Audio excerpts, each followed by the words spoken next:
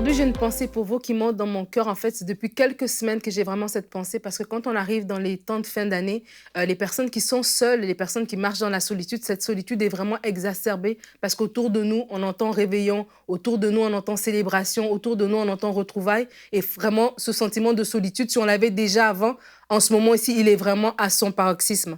Et vraiment, je vous encourager aujourd'hui. Et cette pensée, c'est vraiment une main que le Seigneur vous tend pour ne plus marcher dans cette solitude parce que réellement, vous avez une famille et il faut en finir avec cette solitude. Et il y a plusieurs raisons pourquoi les gens peuvent se sentir seuls. On peut vraiment être seul parce que on est physiquement seul, mais elle n'est pas réservée qu'aux gens qui sont physiquement seuls, donc qui n'ont pas de conjoint ou pas de famille ou pas d'amis ou pas de mari. Mais vraiment, c'est tout le monde qui peut vivre ce sentiment de solitude à un moment ou à un autre. Et des fois, c'est encore plus douloureux, j'ai envie de dire, quand on se sent seul alors qu'on est entouré. On se sent seul alors qu'on a plein de gens autour de nous, mais cette solitude, elle est à l'intérieur, en fait, et elle se manifeste comme ça. Mais la parole nous dit dans le psaume 68 au verset 7, « Dieu donne une famille à ceux qui étaient abandonnés, il délivre les captifs et les rend heureux. » Dieu vous rend heureux. C'est ça, cette promesse que Dieu a pour vous. Il vous donne une famille et il vous rend heureux parce que la solitude est vraiment une forme de prison. À mon sens, c'est vraiment une forme de prison parce que j'ai dit, des fois, on peut vraiment se sentir seul alors qu'on est entouré et c'est encore plus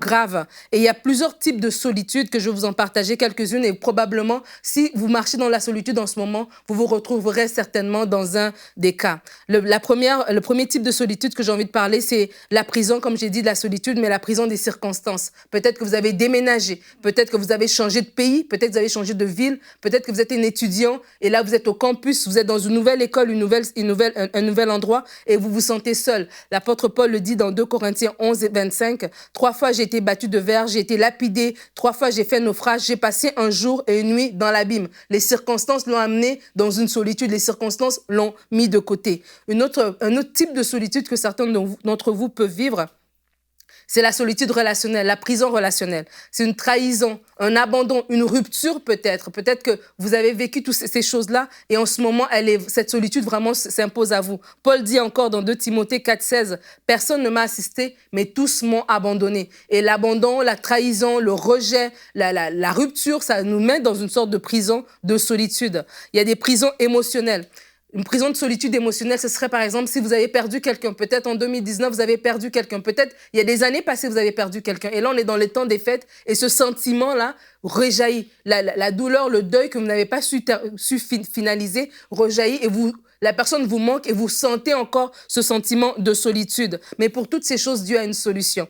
La dernière, c'est la prison démoniaque. Parce que des fois, vous pouvez bien être entouré, vous avez des amis, vous avez toutes sortes de personnes autour de vous, mais vous avez une oppression spirituelle. En fait, c'est dans vos pensées que vous pensez que vous êtes seul. Vous pensez que vous n'êtes pas voulu, que vous n'êtes pas désiré, que vous faites de trop, que votre présence n'est pas recherchée et tout ceci, en fait, ce sont des pensées qui viennent nous marteler, qu'on n'a personne à qui nous confier et ces pensées sont tout simplement fausses. Paul était en prison et dans le livre de Philippiens, on voit comment il écrit à l'église de Philippe en leur disant comment ils l'ont assisté. Il parle d'Épaphrodite, il parle de Timothée, il parle de toutes ces personnes qui l'ont entouré alors qu'il était en prison. Il dit, j'ai éprouvé, Philippiens 4,10, j'ai éprouvé une grande joie dans le Seigneur de ce que vous avez pu enfin renouveler l'expression de vos sentiments pour moi. Malgré son temps en prison, Paul était entouré. Et vraiment, ma prière pour vous, malgré les circonstances, peu importe le type de solitude dans lequel vous êtes, ma prière, c'est que Dieu met autour de vous, que Dieu vous révèle des gens qui vont vous encourager, des gens qui vont vous entourer, qui puissent alléger ce fardeau dans le nom de Jésus. Retrouvez la suite de ce programme dans l'émission Bonjour chez vous sur ENCI TV.